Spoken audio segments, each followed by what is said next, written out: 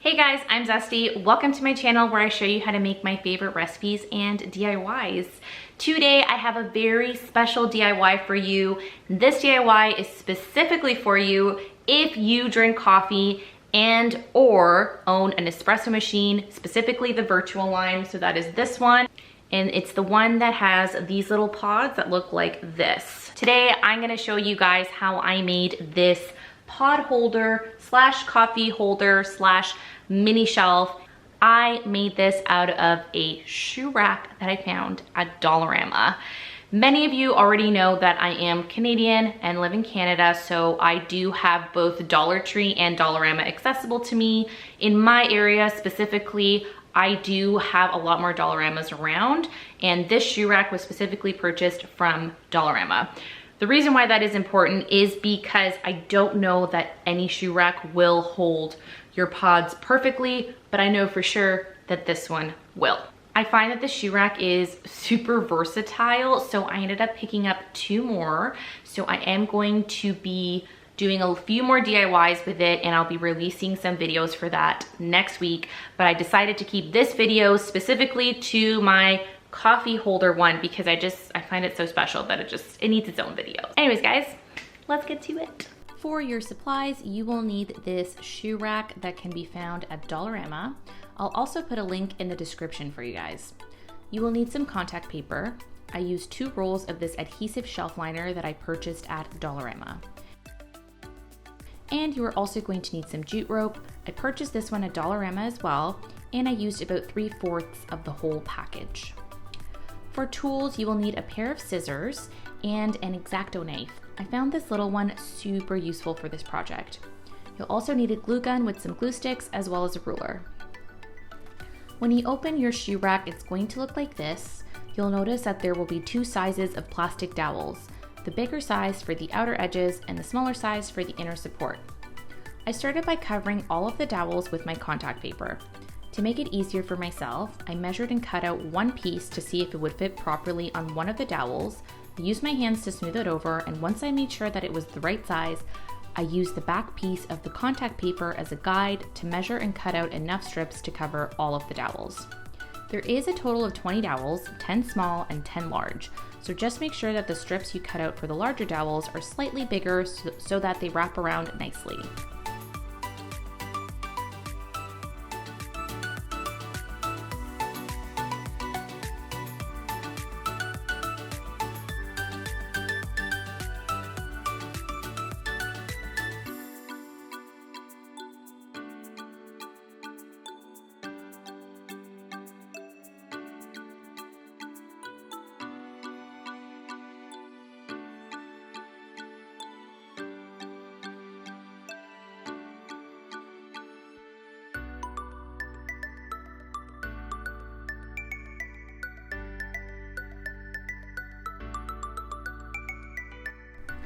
Once I was done that, I moved on to the sides of the rack. In order to get it to look like this, I first applied the contact paper on the inner edges. When you are working with contact paper, it's always easier to apply pieces that are the right size for your surface. So I first measured and cut out all of the pieces to fit on the inner sides before sticking them on.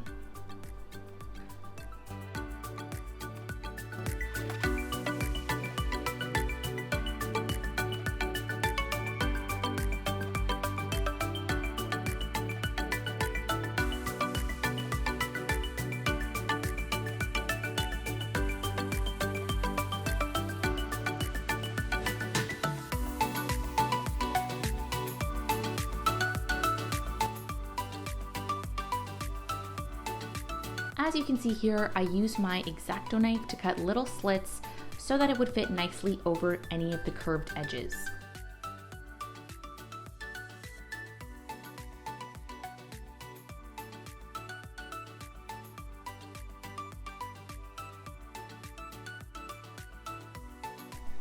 When I was done covering all of the inner edges, I cut 2 even strips to cover the remaining sides.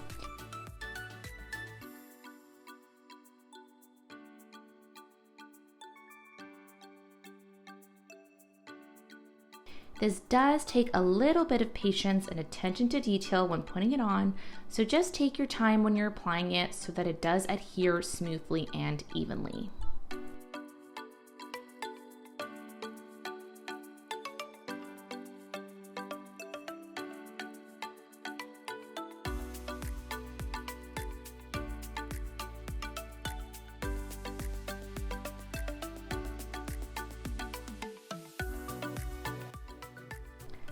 And as you can see here, I also used my X-Acto knife to cut the contact paper right where I wanted to fold it.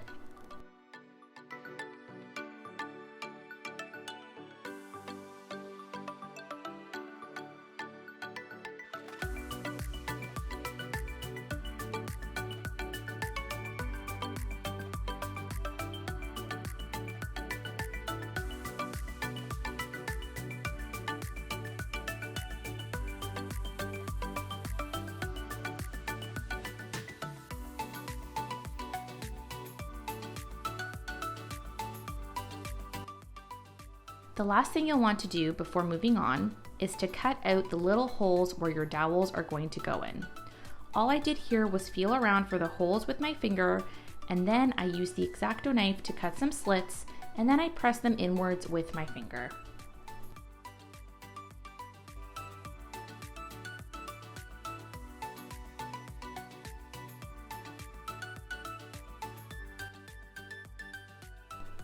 When I was done that, I moved on to covering the horizontal parts with jute rope. I found the easier way to do this was to cut enough jute rope for each individual part. I used around 100 inches for each part. When I started the loop, I added a good amount of glue to the first loop to ensure that it was secure, and then I added very little glue in intervals.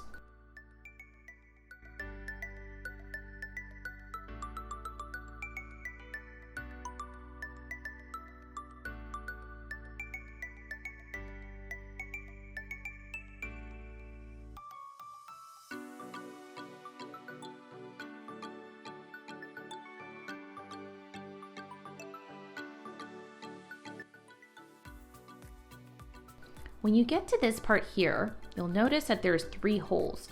You're only going to be using the 2 smaller holes, so you don't have to worry about the one in the middle.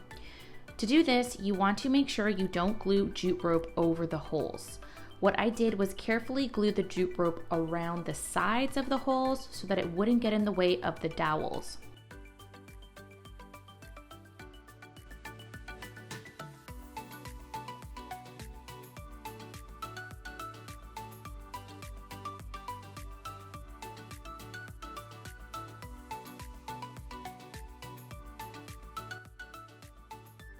And basically, I just repeated this process, ensuring that it was secure at the beginning and ending loops.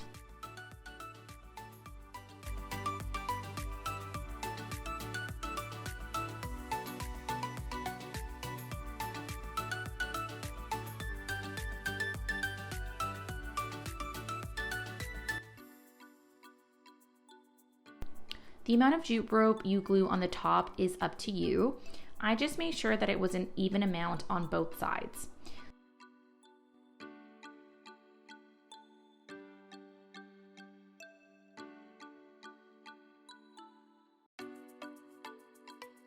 And again, I used a fair amount of glue on the beginning and end loops and used little around the middle.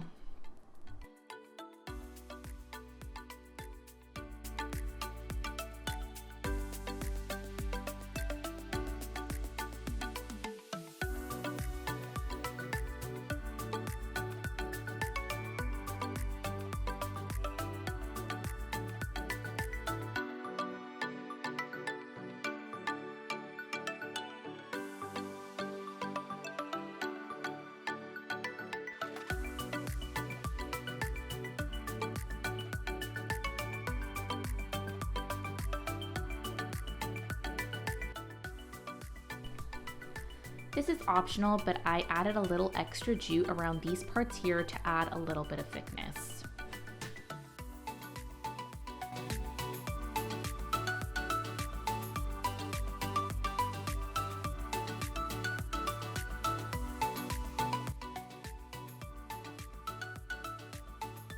When I was done gluing the rope, I used my scissors to clean up any frayed jute rope. And you're going to want to repeat all of these steps on both sides of the rack.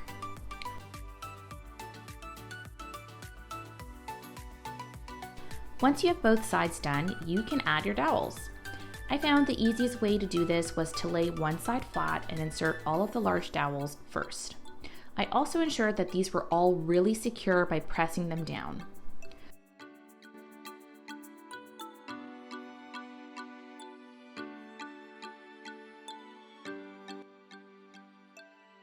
When I was done that, I turned it over vertically and attached the other side. This rack is a little finicky to put together, so again, just be patient with it. I found it easiest to connect them starting from the top and then working my way down to the bottom.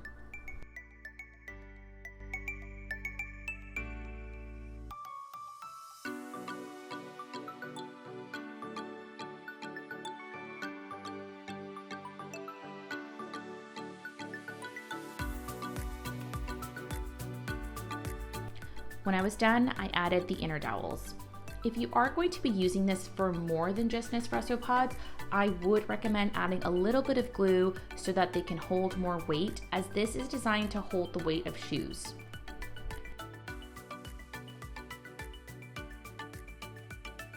So this is what the final product looks like. I absolutely loved how this turned out. I'm going to show you guys what it looks like with all of my pods on it, as well as some coffee bags on the top. If you decide to use all 5 racks, you can fit up to 105 pods. I only used 4, which fits 84 pods in total. And that's it, guys. If you've enjoyed this video, make sure to give it a thumbs up. And if you want to see more videos like this, you can subscribe to my channel and hit the bell so that you are notified every time I upload a video. Thanks again, and see you soon.